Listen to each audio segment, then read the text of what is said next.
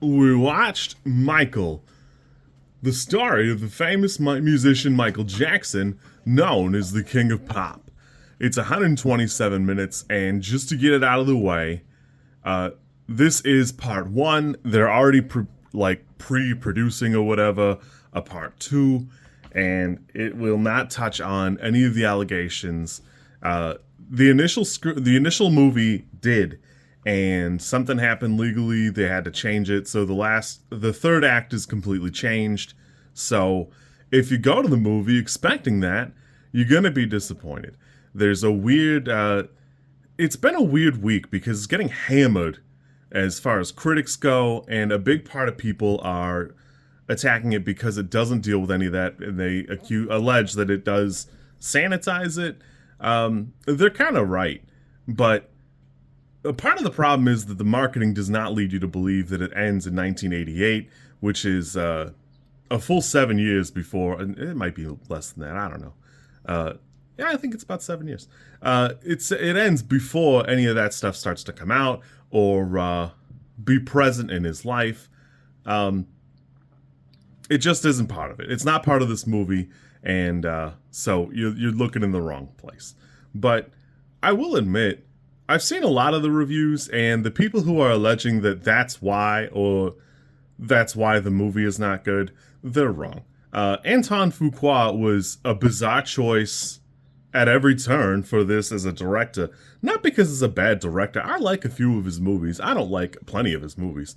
But go look at his filmography. It's a pretty strange choice for director. It just is strange. John Logan is a writer. I don't know. I assume he can do good work, but he's always doing his best work as like a third hand in a production, never as like the primary thing. A lot of people who watch this are a lot younger than me. I need you to understand that Michael Jackson was such a big deal at the peak of his career. If you close your eyes and imagine the most delusional, full of themselves Taylor Swift fan, and imagine what they think Taylor Swift is, that's what Michael Jackson was in reality. It's not a dig at Taylor. That's just what a big deal Michael Jackson was. There's video somewhere when Thriller came out. He was pretty popular everywhere. When Colman Domingo's character talks about doing international tours, it's not hyperbole. They were going international, and it was a big deal. There's a video somewhere of the Ultraman Kaiju all dressed up doing the Thriller dance. It was a huge deal. Everybody was talking about it. It was a big thing. So there's that element of it. A couple of the reviews have commented that you really can't do Michael Jackson's life in one movie. And having spent my week doing a little bit of research and learning a lot about him, they're probably right. Like, at the end of the day, they're probably right. There's a lot of stuff going on, and I'll grant you, the movie here does touch on a little bit of that. Between Beat It and Thriller, they are such big deal moments where it completely changes how music videos are handled. They make it onto MTV, which was insane at the time.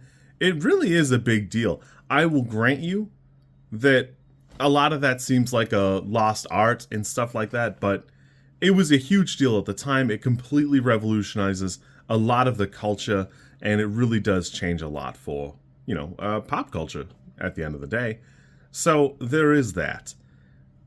A lot of this, you'll feel certain ways during the movie, but that's because you like Michael Jackson, not necessarily because Antoine Fuqua is doing anything special. In fact, it almost is going the wrong way in a lot of ways.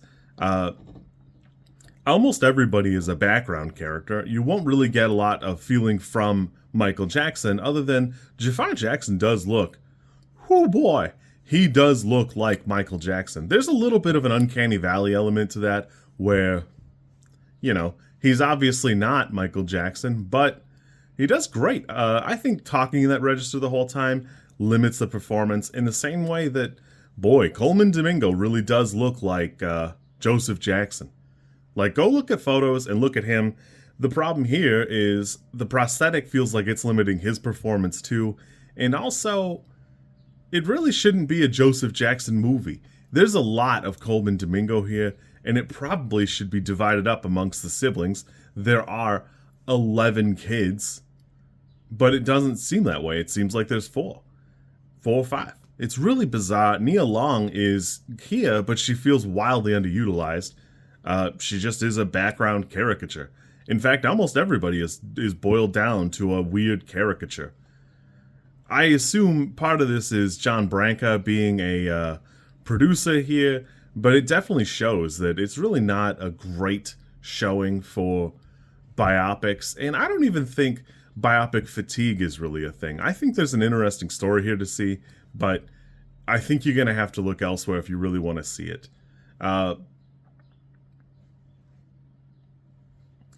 enjoyed it. I enjoyed what's produced or here, but at the end of the day, it's not doing a great job portraying, even if it just wanted to be a highlight reel of the highs and lows of Michael Jackson's life, it's really not doing a great job of that.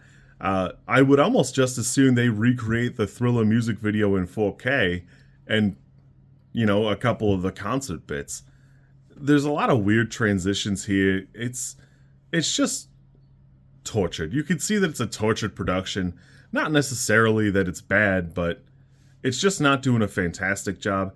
I would complain that he's young Michael for a little too long, but actually that kid does a pretty great job too. He does look like Michael Jackson did when he was much younger, but almost every character that led to his eventual stardom, they're all relegated to background characters. Almost every struggle or problem Michael Jackson had in his life is relegated to an almost nothing burger. His vitiligo, things like that. He actually has a bunch of duets and performances with other artists throughout, and Motown was pretty big, but it's all pushed to the side.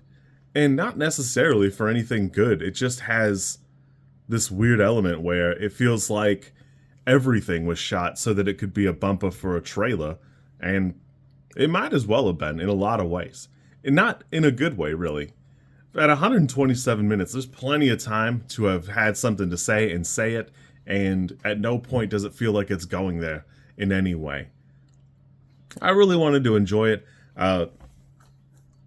In this regard, if you like the movie, it's because you like Michael Jackson. Some of the things are pretty good. It does a good job recreating some of the things, but it brushes past so much of it, it's hard to really appreciate any of it. It's very clear that this was not meant to be a part one, because it drags so much of its feet in the very beginning, and then it kind of cuts from young Michael to, medium Michael, I guess. And then it just is there.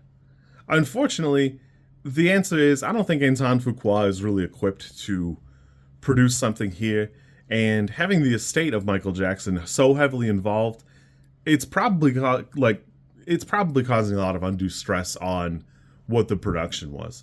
I've always said that I don't think a biopic should be made until somebody has passed, because they'll always have some creative control or something to say.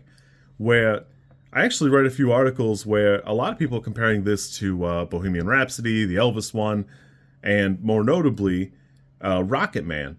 And Rocket Man is actually pretty heavily praised because it takes such an artistic direction, and Elton John was pretty firm that they include probably one of the worst parts of his life, so that you'd get a better feel for it and have a better grasp.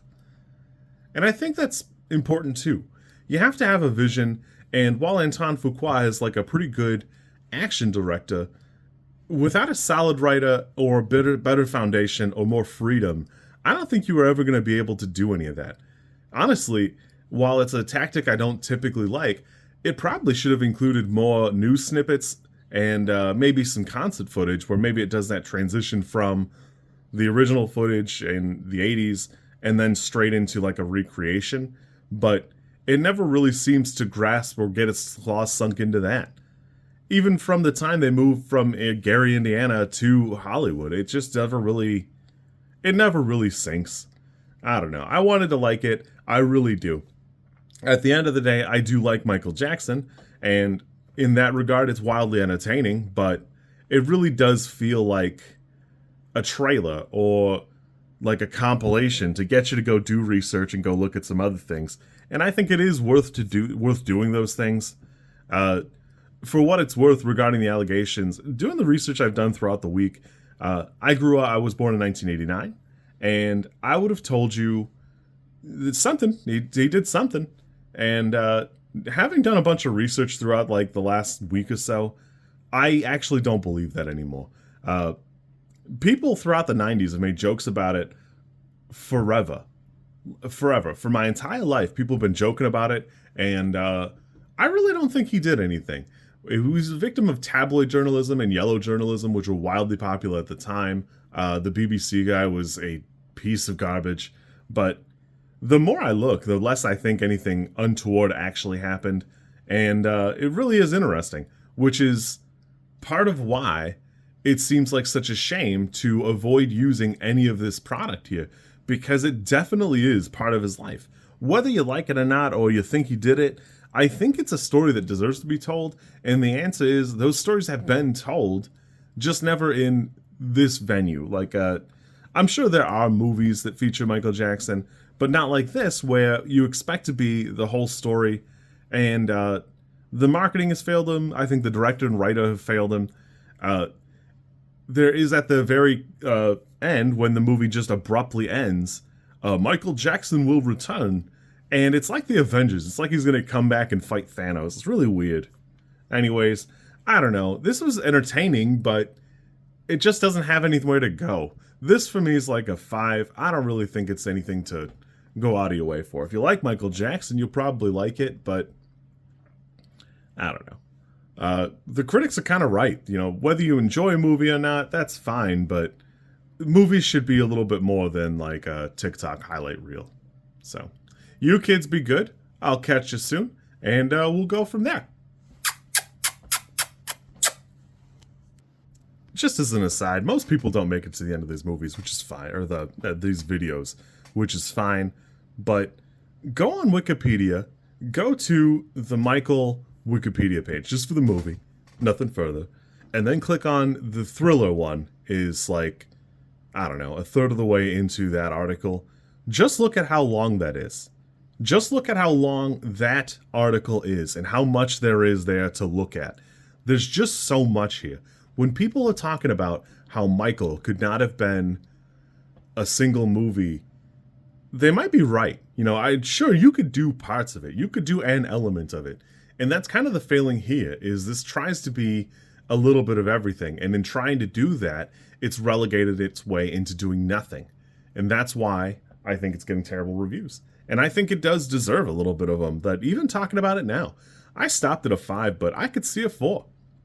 Not having anything to say won't make up for good production value or having an all-star cast.